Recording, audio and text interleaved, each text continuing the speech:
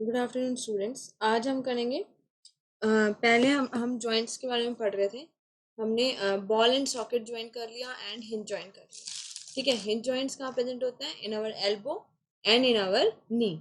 और ball and socket joint हमारे shoulder में और हमारे थाई वाले बोन्स में, हिप और थाई वाले बोन्स में। ठीक है, अब हम करेंगे पायोड जॉइंट्स। पायोड जॉइंट्स क्या होते हैं? Try to move your neck. अगर हम अपनी नेक को मूव करना चाहें तो एक किस डायरेक्शन में मूव कर सकते हैं? सिर्फ उसको क्या कर सकते हैं? हम are able to bend your neck right और लेफ्ट, उसको हम बेंड कर सकते हैं, एज वेल एज अपवर्ड और डाउनवर्ड। ठीक है, अपवर्ड या डाउनवर्ड डायरेक्शन में। एबल टू रोटेट, हम उसको थोड़ा सा रोटेट भी कर सकते हैं। ठीक है, तो pivot joints the end of one bone in the form of cylinder. ठीक है, इस तरह से सिलेंडर की फॉर्म में एक दूसरे से लगे होते हैं। जैसे ये बीच वाली हमारी जो स्पाइनल कॉर्ड है, ये इस तरह से सिलेंडर के फॉर्म में अटैच है। The end of other bone is in the form of ring. जैसे एक रिंग के अंदर एक रॉड को डाल दिया जाए, एक रिंग के अंदर एक रॉड को अगर हम डाल दें तो वो रोटेट कर सकती है सिर्फ।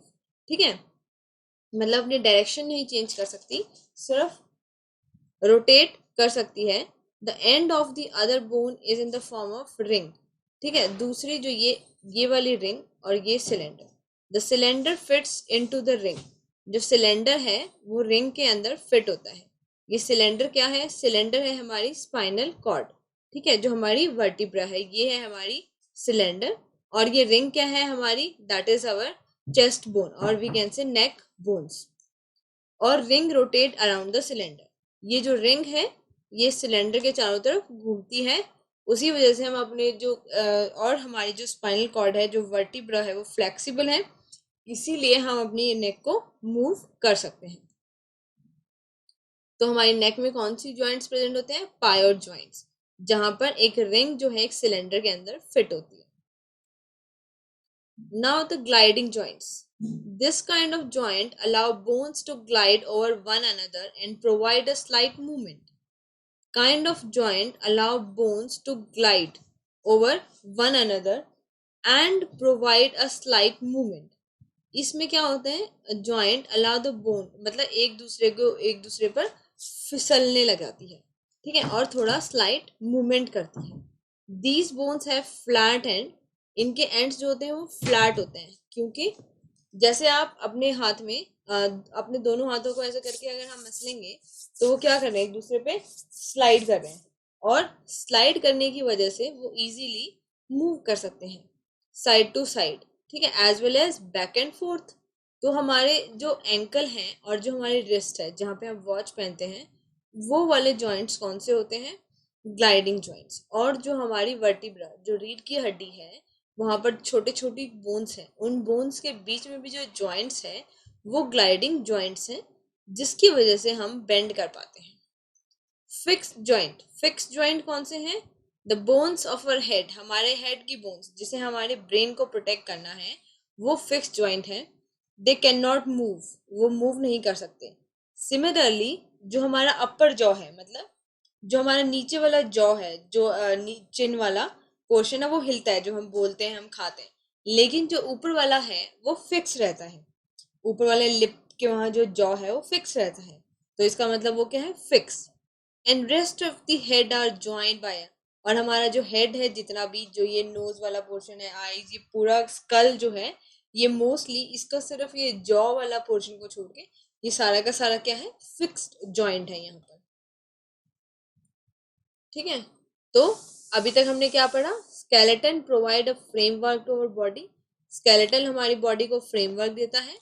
ह्यूमन स्केलेटन के 4 पार्ट होते हैं: स्कल, हमारी रीढ़ की हड्डी बैकबोन, हमारा रिब केज, और हमारी लिम्ब्स। जॉइंट्स के बारे में पढ़ा हमने, हिंज जॉइंट्स के बारे में पढ़ा जो एल्बो और नी में होती हैं।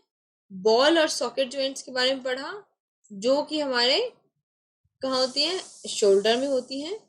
ठीक है, एंड इन पायोड जॉइंट्स जो हमारे नेक में प्रेजेंट है, एंड द ग्लाइडिंग जॉइंट्स जो हमारे रिस्ट और एंकल में प्रेजेंट है। ठीक है, तो जितने भी अभी हमने एक्टिविटी करी है उसके बेस पे ये थर्ड क्वेश्चन जो है Identify the type of joint that is being used to in the action for carrying out following activities.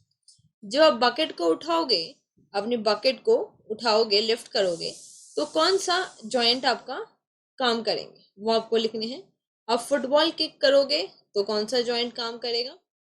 Nodding अ से यस, अपने हेड को यस कहने के लिए हिलाओगे तो कौन सा जॉइंट काम करेगा, नेक का या नी का। Swinging a ball while playing a cricket, जब अपनी बॉल को घुमा रहे होगे हाथ में पकड़ के उस टाइम पर। Squeezing a ball with hand, जो आपकी रबड़ वाली बॉल आती है उनको स्क्वीज करोगे हैंड से तो कौन सा जॉइंट काम करेगा। तो you have to write your own. I will send you answer in the next lecture. Cartilage is a hard substance. No, false, because it is a soft bone. A ball and a socket joints allow movement in only one direction. No, they will allow the two direction movement. Sorry, in round movement, not only in one direction, in many direction. It's also false. The joints at our elbow allow movement in any direction. No, not in any direction. They are fixed for the two direction. Hinge joints जो हैं are present in our नेक, कहाँ present होते हैं, नेक में। Gliding joints ankle और wrist में present होते हैं। हिंज जॉइंट्स कहाँ होते हैं हमारे, हिंज जॉइंट्स हमारे होते हैं नी और एल्बो में। नेक में क्या होता है, पायोड जॉइंट्स, तो ये फॉल्स है। Fifth one is true.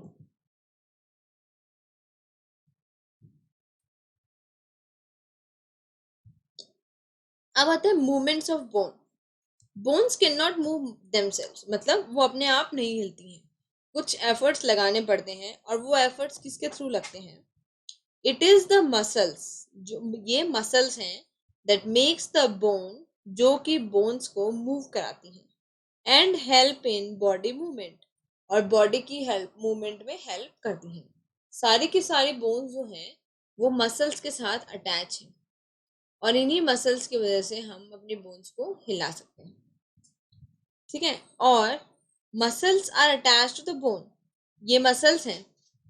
अब ये मसल्स इस बोन्स के साथ कैसे चिपकी हुई है फेविकॉल की तरह, नहीं, they are not attach like a Fevicol, चिपकी नहीं हुई है, वो किसी चीज के थ्रू बंधी हुई हैं और उनको हम बोलते हैं टेंडन। जो फेविकॉल जिसको आप सोच रहे होंगे कि किसके थ्रू वो चिपकी हुई हैं, तो मसल्स और बोन्स के बीच में एक फेविकॉल है, उसका नाम है टेंडन, जो कि इन दोनों को आपस में जोड़ता है। Muscles work in pair to produce movement, muscles जो हैं पेयर्स में काम करते हैं। वन मसल कॉन्ट्रैक्ट, एक मसल जो है वो खींचती है, जो बोन को खींचती है इन वन डायरेक्शन, और दूसरी जो मसल्स हैं वो दूसरी तरफ बोन्स को खींचती हैं, जिसकी वजह से जो बोन्स है वो मूवमेंट करती है। Muscle can pull the bones, muscles जो है क्या करते हैं, बोन्स को खींचती हैं, but can not push them, उनको धक्का नहीं मार सकती, उनको स्ट्रेच कर सकती हैं, मतलब उनको आगे की तरफ बढ़ाने के लिए।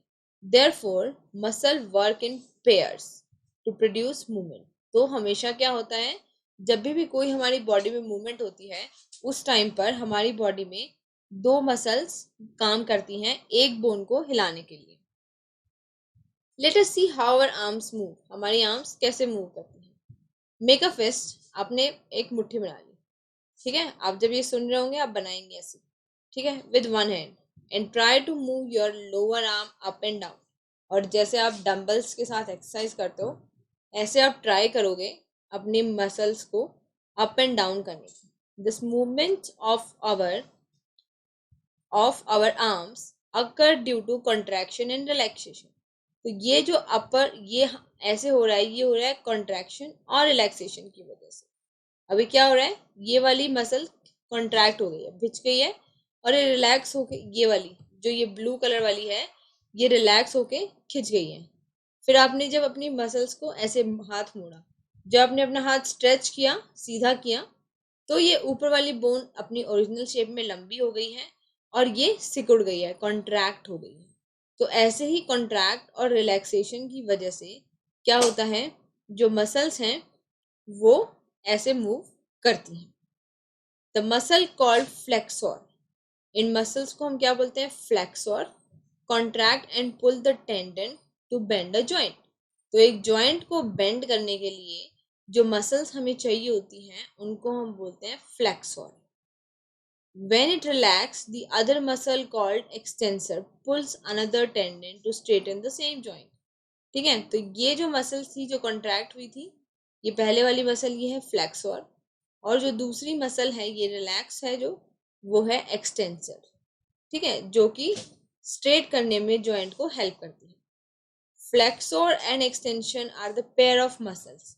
ये फ्लेक्सोर और ये एक्सटेंसर, ये वो मसल्स हैं जो हमारे हैंड्स को मूव कराने में हेल्प करती हैं। जो अपने बकेट, लिफ्टिंग ऑफ बकेट उठाई, तो आपकी मसल्स जो हैं उन्होंने ही यही कॉन्ट्रैक्शन और रिलैक्सेशन किया, और आपने उसी की वजह से जो बकेट है वो आप उठा पाए।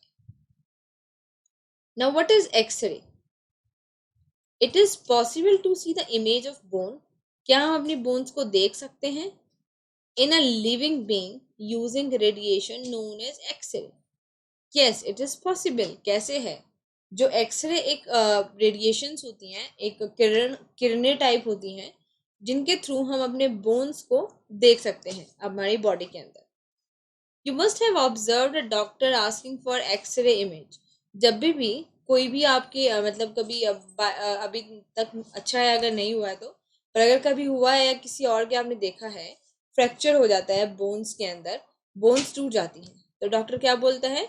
गो फॉर एक्सरे।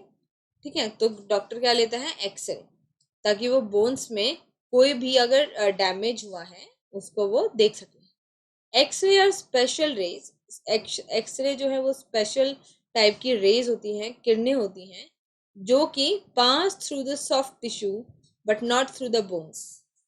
वो रेज, वो किरणें जो हैं हमारी बॉडी का जो स्किन है उसके थ्रू पास हो जाती हैं, मसल्स के थ्रू भी पास हो जाती हैं, पर हमारे बोन्स के आर पार नहीं होती।